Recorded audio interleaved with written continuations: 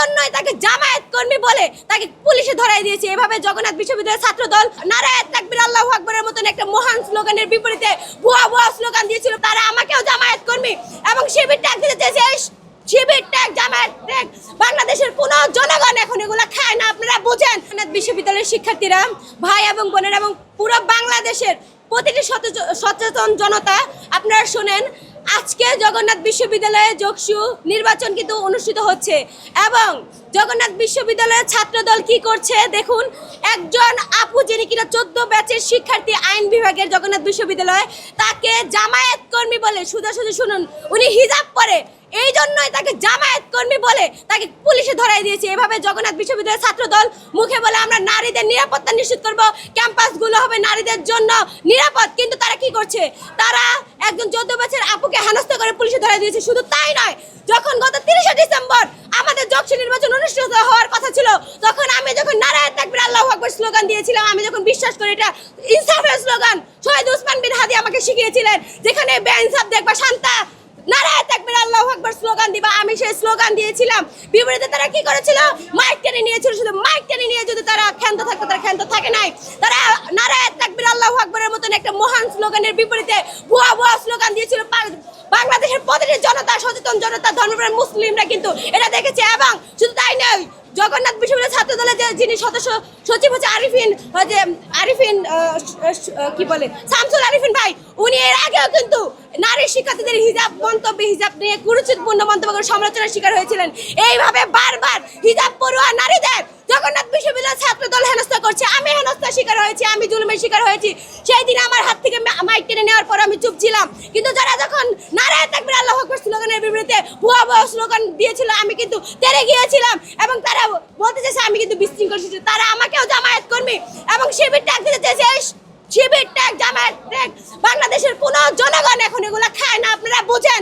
আপনারা জগন্নাথ বিশ্ববিদ্যালয়ের নারী শিক্ষার্থীরা এভাবে হেনস্থা করতেছেন। আপনারা চতুর্থ পঞ্চম ব্যাচে যে শিক্ষার্থী আছে, ওনারা মানে 14-15 না, ওনারা হচ্ছে চতুর্থ এবং পঞ্চম বছরের শিক্ষার্থী, ওনারা কিন্তু জগন্নাথ বিশ্ববিদ্যালয়ের এখন ছাত্র নাই।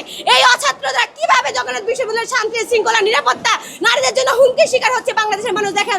জগন্নাথ বিশ্ববিদ্যালয়ের শিক্ষার্থীরা দেখেন, আপনারা ভোটের মাধ্যমে এইসব অছাত্র কুছাত্রদের আপনারা হচ্ছে রুখে দিবেন। এবং আপনারা জানেন তাদের যে প্যানেল আছে, ঐক্যবদ্ধ নির্ভীক জবিয়ান প্যানেলের যে প্যানেলিস্ট বৃন্দরা আছে এবং ছাত্র দলের সাথে মিলে তারাও কিন্তু ভুয়া ভুয়া স্লোগান দিয়েছিল। আপনারা যে বলবেন যে ছাত্রদের যে প্যানেল দিয়েছে সেটা ইনক্লুসিভ প্যানেল, কিভাবে ইনক্লুসিভ হয়? কেউ একজন ক্ষমা চাইছিল? নারায়ে তাকবীর আল্লাহু আকবরের বিপরীতে ভুয়া ভুয়া স্লোগান দেওয়ার পরে কেউ ক্ষমা চাইল? খাদিজাতুল কুবরা আপু, যারা আমি খুব ভালোবাসি, শ্রদ্ধা করি, উনি হচ্ছে গত আওয়ামী লীগ আমলে উনি কিন্তু 15 মাস জেলে ছিল, উনি কিন্তু নির্যাতনের শিকার ছিল, উনি কিন্তু নিজেই জুলুমের শিকার ছিল। কিন্তু যখন নারায়ে তাকবীর আল্লাহু আকবার স্লোগান দেওয়া হলো, সবার আগে কে না করতেছে সবাই দেখছে না? আমি এতক্ষণ চুপ ছিলাম, আমি কিচ্ছু বলি নাই। আপুরেও শ্রদ্ধা করি, এই জন্য আপুর বিপরীতে কিচ্ছু বলিনি। কিন্তু আপু, আমি আশা করছিলাম আপনি বলবেন, আপনি ছাত্র দলের বাইরে গিয়ে বলবেন যে তোমরা এটা ঠিক করো নাই, ক্ষমা চাও, এক্ষুনি ক্ষমা চাও। আপনি ক্ষমা চান নাই।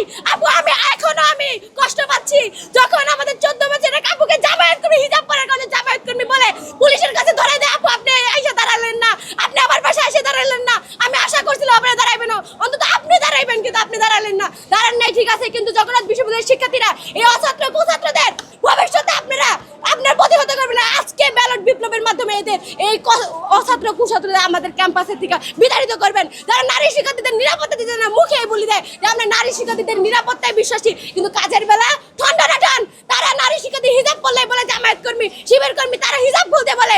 এই ধরনের কার্যক্রম ভবিষ্যতে বাংলাদেশে যারাই করবে তাদের আমরা রুখে দিব।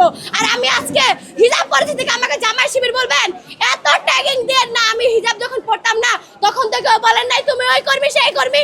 আমি হিজাব পরে দেখে যদি আপনারা জামায়াত কর্মী বলেন, শিবির কর্মী বলেন, এই ট্যাগিং বাংলাদেশের কেউ খায় না, কেউ খায় না। আপনারা ভবিষ্যতে অপ্রাসঙ্গিক হয়ে যাবেন, অপ্রাসঙ্গিক মনে রাখেন।